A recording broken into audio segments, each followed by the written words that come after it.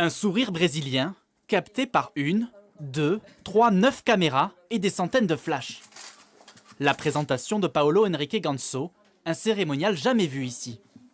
Le 31 août 2018, Paulo Henrique Chagas de Lima dit Ganso rejoint donc Amiens. Un transfert retentissant à l'époque pour le club et tous ses supporters tant le promu Picard n'a que peu l'habitude de ce genre de coup qui s'avérera au final une des plus mauvaises recrues pour le club amiénois.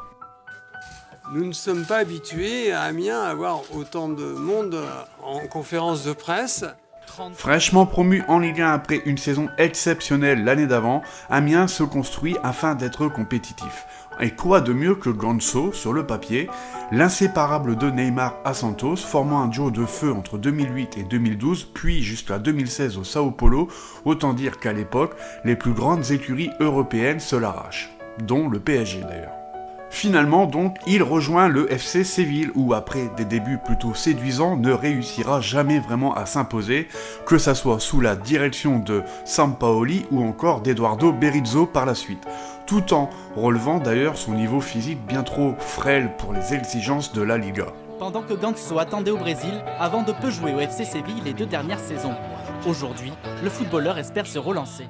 C'est donc dans ce contexte qu'il rejoint l'Amiens SC sous forme de prêt. Loin de la Ligue des Champions et de la Liga, l'arrivée dans ce petit club picard aux infrastructures confortables mais loin des standards européens, qui puisait avec un cadre de vie quand même légèrement moins paradisiaque que les plages de Séville et de Sao Paulo, autant dire que l'acclimatation s'annonçait plutôt compliquée dès le départ. 18 matchs en 2 saisons, c'est très peu pour un joueur de 28 ans, pour un joueur de cette classe-là. Et donc on a hâte de savoir, mais ça prendra sûrement peut-être un petit peu de temps, quel est le véritable niveau aujourd'hui de Ganso et s'il correspond à sa notoriété actuelle. Et donc en effet, dès son premier match contre Lille et son entrée à la 70e minute, on pouvait déjà s'apercevoir que physiquement, la Ligue 1 c'est quand même plutôt costaud. De plus, dans une équipe promue amenée à défendre plus qu'à faire le jeu et avec un Gaël Kakuta déjà installé dans ce rôle de numéro 10, difficile donc de se faire une place pour le meneur de jeu brésilien. Est-ce que Ganso, son départ est-il acté, le joueur brésilien ? Écoutez, la balle est dans le camp de Paulo, avec qui j'ai une relation de confiance. Vraiment, je m'entends bien, c'est une belle personne. Il n'a pas, dans son esprit, il pensait être titulaire plus rapidement et de façon régulière à Amiens. Ce n'est pas le cas. La porte est ouverte, c'est à lui, vous savez que c'est un prêt de Séville, donc c'est à Séville et à Paulo de prendre leurs décisions.